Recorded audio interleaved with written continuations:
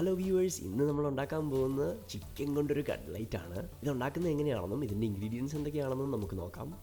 Chicken 1 kilo, പച്ചമുളക് 2-3 എണ്ണം, കരിവേപ്പില ആവശ്യത്തിന്, ഗരം മസാല 2 ടീസ്പൂൺ, കുരുമുളക് പൊടി 1 ടീസ്പൂൺ, മഞ്ഞൾപ്പൊടി 1/4 ടീസ്പൂൺ, 2 മുട്ട, അതുപോലെ 3 പുഴുങ്ങിയ ഉരുളക്കിഴങ്ങ് നമ്മളിവിടെ എടുക്കുന്നുണ്ട്, ഇഞ്ചി 1 ടേബിൾ സ്പൂൺ, സവോള 2 എണ്ണം, ബ്രെഡ് 3-4 എണ്ണം എടുക്കുന്നുണ്ട്, ഏകദേശം 1 കപ്പ് ബ്രെഡ് ക്രംസും നമ്മളിവിടെ എടുക്കുന്നുണ്ട്.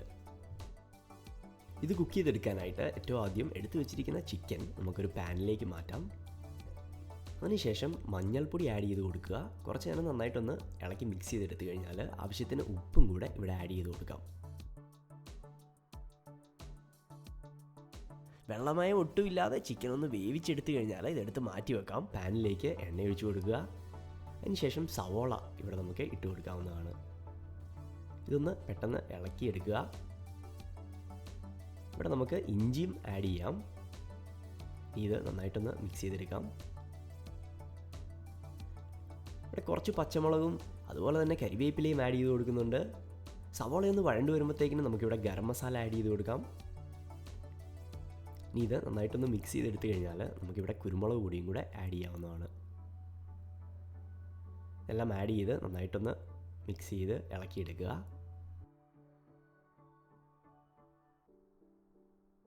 ആ ഒരു സമയത്തിനുള്ളിൽ നമുക്ക് എടുത്തു വെച്ചിരിക്കുന്ന ബ്രെഡ് ചോപ്പറിൽ ഈ ഒരു കൺസിസ്റ്റൻസിയിൽ പൊടിച്ചെടുത്ത് മാറ്റി വെക്കാം. അതുപോലെ തന്നെ നേരത്തെ വേവിച്ചെടുത്ത ചിക്കൻ നന്നായിട്ട് ആറി വന്നതിന് ശേഷം ചോപ്പറിൽ ഇതുപോലെ ഒന്ന് അടിച്ചെടുക്കണം. ഇവിടെ നമ്മൾ കുറച്ച് പച്ചമുളകും കരിവേപ്പിലയും കൂടി ആഡ് ചെയ്ത് കൊടുക്കുന്നുണ്ട്. അതിനുശേഷം ഈ ഒരു കൺസിസ്റ്റൻസിയിൽ റെഡിയാക്കി എടുക്കുക.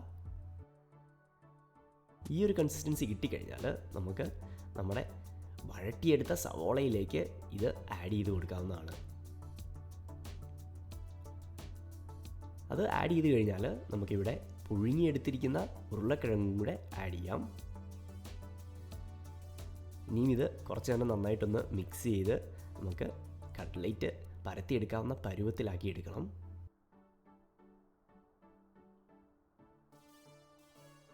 ഇവിടെ നമ്മൾ ഗ്രൈൻഡറിൽ പൊടിച്ചെടുത്ത ബ്രെഡ് ഇപ്പോൾ ആഡ് ചെയ്ത് കൊടുക്കുകയാണ്. അതിനുശേഷം ഇത് പരത്തിയെടുക്കാനുള്ള പരുവത്തിന് ഒന്ന് ഇളക്കി മിക്സ് ചെയ്തെടുക്കുക. ഇനി ഇത് ഇതുപോലെ ഒന്ന് പരത്തിയെടുക്കുക. സ്പൂൺ ഉപയോഗിച്ചും നമുക്ക് കട്ട്ലൈറ്റ് ഇതുപോലെ പരത്തിയെടുക്കാം.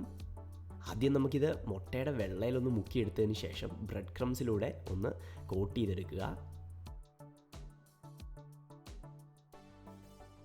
ഈ ഒരു പരുവത്തിൽ നമുക്ക് കട്ട്ലൈറ്റ് കിട്ടണം. അത് കിട്ടിക്കഴിഞ്ഞാൽ നമുക്കിത് വറുത്തെടുക്കാനായിട്ട് മാറ്റി വെക്കാവുന്നതാണ്. ഇനി നമുക്ക് ഈ കട്ട്ലൈറ്റ്സ് എല്ലാം ഡീപ് ഫ്രൈ ചെയ്തെടുക്കാം. അതിനായിട്ട് ഏറ്റവും ആദ്യം പാനിൽ എണ്ണ ഒഴിച്ചു കൊടുക്കുക. പാൻ നന്നായിട്ട് ചൂടായി വരുമ്പോഴത്തേക്കിന് കട്ട്ലൈറ്റ്സ് നമുക്ക് ഓരോന്നായിട്ട് ഇതുപോലെ ഇട്ട് കൊടുക്കാവുന്നതാണ്. ഇത് കഴിഞ്ഞ് ഒന്ന് ഇടയ്ക്കൊന്ന് മറിച്ച് കൊടുക്കുക. ആ കളറൊക്കെ ഒന്ന് മാറി വരുന്നത് ഇപ്പം നമുക്ക് കാണാം. ഒരു ഡാർക്ക് ബ്രൗൺ കളറൊക്കെ ആകുമ്പോഴത്തേക്കിന് ഇത് റെഡിയായി കഴിഞ്ഞെന്നാണ്. അത് കഴിഞ്ഞാൽ നമ്മുടെ കട്ട്ലൈറ്റ് ഇവിടെ റെഡിയായി. ഈ റെസിപ്പി നിങ്ങൾക്കെല്ലാം ഇഷ്ടപ്പെട്ടു എന്ന് പ്രതീക്ഷിക്കുന്നു. എല്ലാവർക്കും വലിയൊരു നന്ദി.